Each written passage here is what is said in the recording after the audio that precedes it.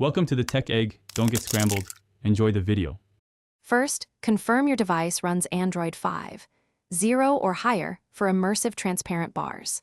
Next, enable developer options by tapping build number 7 times in settings. Then install ADB on your computer and enable USB debugging in developer options. Connect your device to the computer and verify authorization for ADB.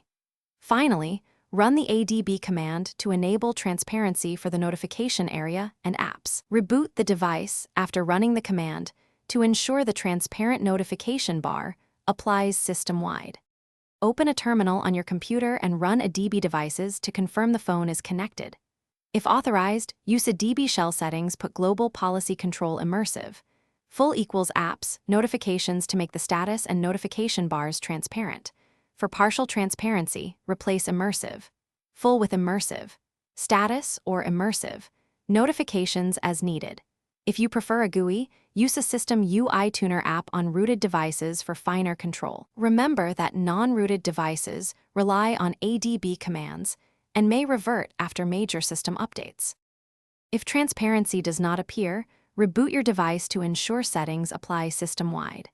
To revert changes, run ADB shell settings, put Global Policy Control null to restore default bar behavior. Note that major OS updates or manufacturer skins may reset the policy control setting without warning.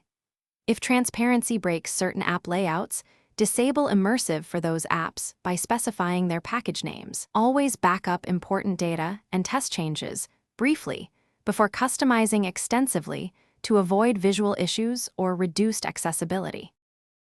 Thanks for watching. Consider subscribing if I helped unscramble your problems.